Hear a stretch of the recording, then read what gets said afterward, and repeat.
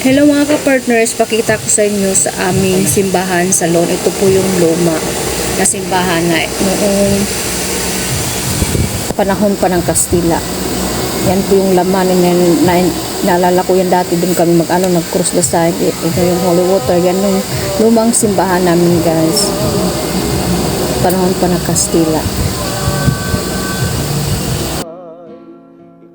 Guys, yung 2013 malaking lindol na tumatama sa Bukol o sa Visayas Park, yun po na-collapse po yung simbahan.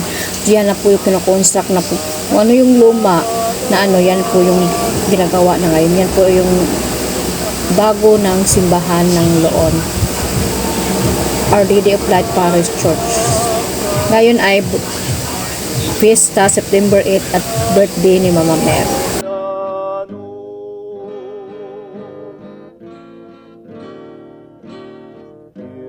Sa kasilag, ikaw ang hamong magbalantay.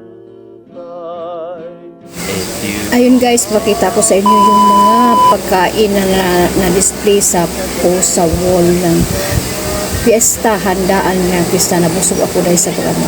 Yan po yung mga pagkain na mga pagkain na traditional at saka mga bagong. Ito po yung mga seafoods na pakasarap. Yan po yung suman,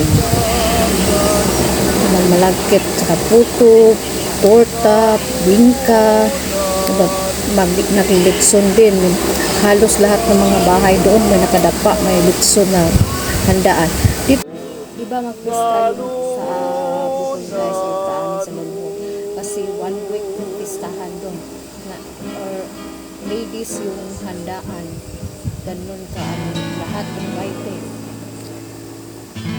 Doon guys, hindi kagaya sa ibang lugar na kung anong oras na invited yun lang, pero sa amin welcome.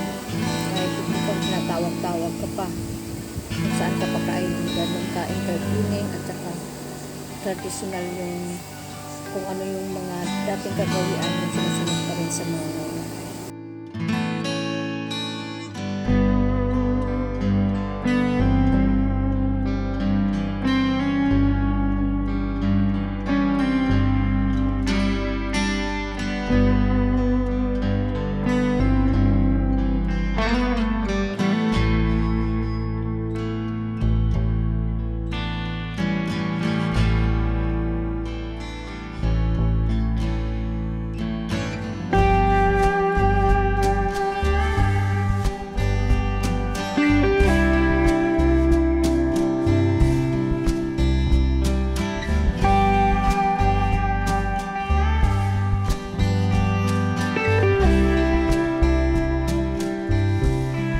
Salon at happy birthday.